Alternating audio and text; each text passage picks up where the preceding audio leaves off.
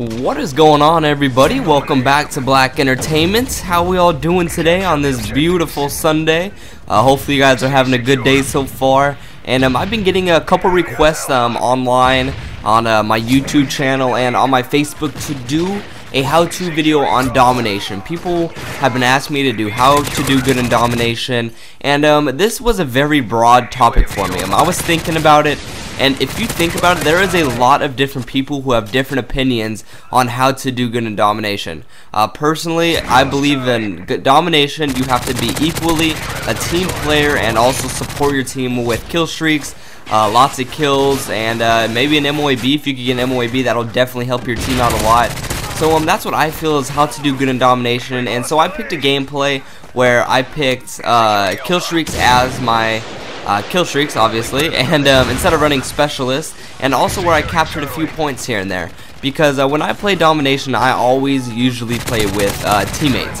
Because if you guys watch my videos, I mainly play Domination to get lots of kills. It's where I get my MOABs, it's where I get my high score gameplays, just because of the fact that Team Deathmatch, you cannot get a lot of kills. The games do end very fast. It's harder to get a Moab in Team Deathmatch because the games end so quickly.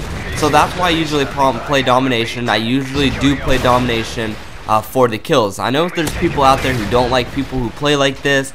I know there's people who don't like people who do not capture objectives, do not capture points.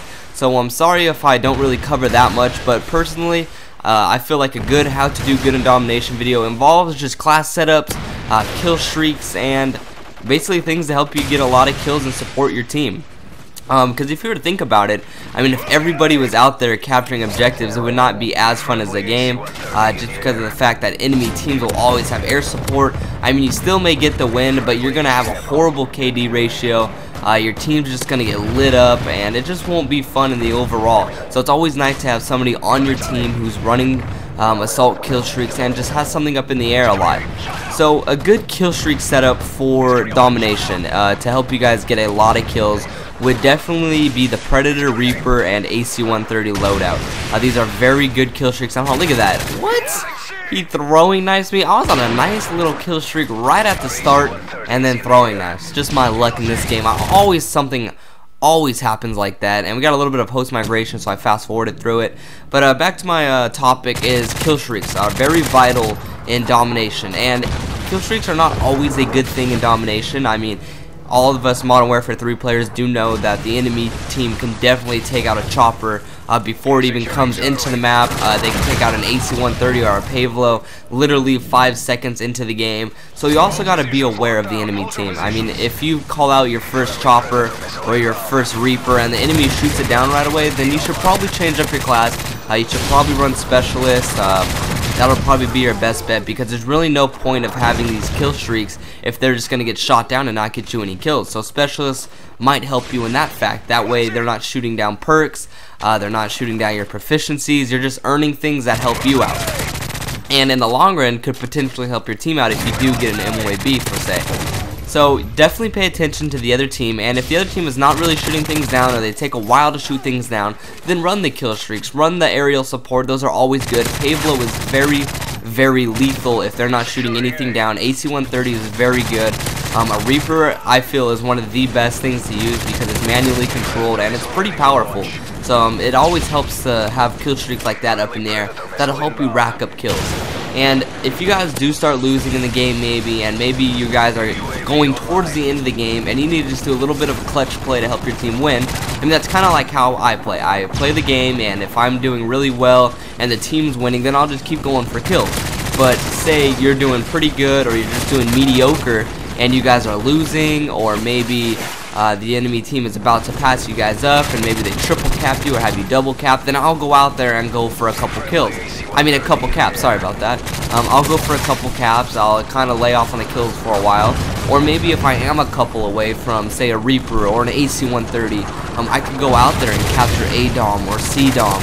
That'll definitely help you out a lot. I mean, it does add towards your point streak, so that if you're only one away and there's nobody at your C and they just captured it, if you go for that, you got a Reaper just like that. So it always helps out.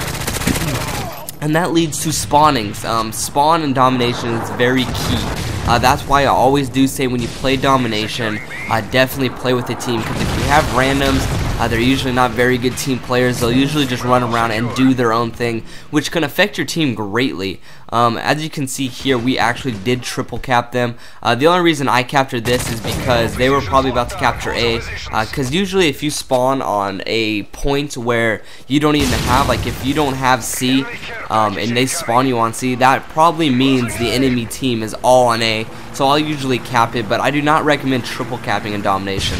It's always nice to keep the enemy at A dom or C dom. That'll help you rack up a lot of kills. It'll help your team pick them off at far ranges. It'll help your teammates get kills, and it's just an all-around good thing to do. But in this game, we do run around and triple cap them because the spawns got really messed up. The randoms on our team were running to C, and then they would cap and we'd run back to A. So the spawns were always switching. But if you do have A dom or B dom and keep a little bit of distance from C, they will keep spawning there. They will keep spawning on C, or they'll keep spawning at A, and this will allow you to pick them off. Pick off the enemy team, stay back a little bit. Maybe if you're a sniper type player, you can just keep picking them off down C. If you have an assault rifle, submachine gun, you can keep picking them off. And it's definitely a good thing to do. It is very helpful. It'll help you rack up a lot of kills. It'll help you earn your kill streaks. As you can see here, I'm just staying towards the outside of the map. The outside of the map is your best friend in Domination. Like if you have B and you don't got to worry about capturing B, stay towards the outside of the map, you guys. I mean, why go into B if you already have it, and then you get killed by the enemy team and just lobs a grenade or lobs a C4 at you? I mean, it's honestly not worth it in the long run. Unless you're trying to go protect B, that's definitely a good move on your part. That'll help your team out. It'll potentially save you from losing B and winning the game.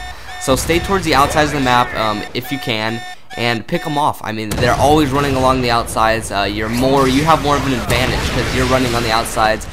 Maybe when you turn corners, aim down sights, that way you do have a heads up.